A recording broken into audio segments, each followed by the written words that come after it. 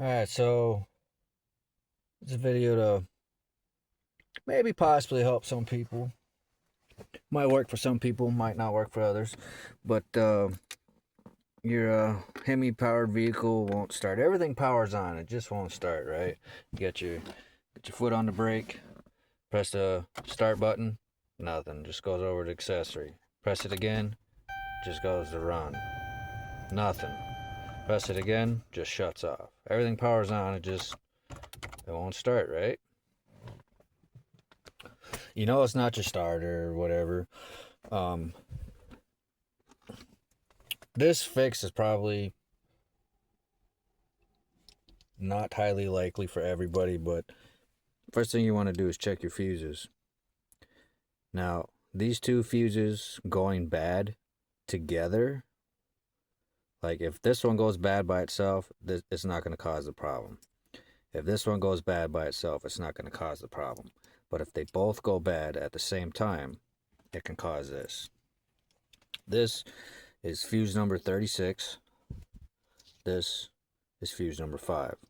These are both related to your traction control and ABS, right? You can pull this one to do big old nice nasty burnouts and stuff. That's always fun. But you want to leave your smaller fuse in.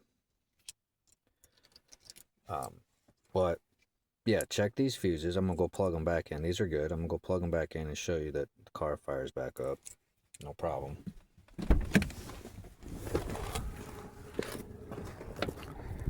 Now, like I said, one of them going out by themselves is not likely to cause the problem, but you will get some traction control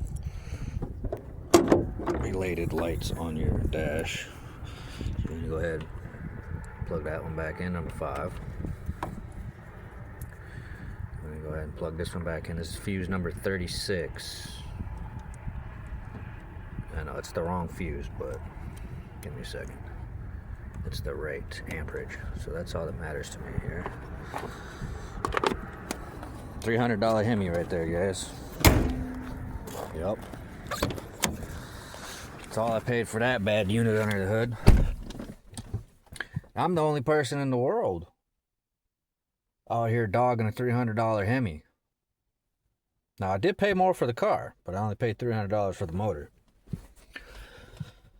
So, if you guys want to see content on that, hit that subscribe button. If this issue helped you out, hit that subscribe button. See that? Fired right up. Both of those fuses going out at the same time, not necessarily highly likely, but it's possible. That could be some of your guys' issue, maybe not all your guys', but something to look at. Should also add, so one fuse is for the ABS module. Fuse 36 is the ABS module. And that's going to be for your 2011 to 2014 Chargers and whatnot.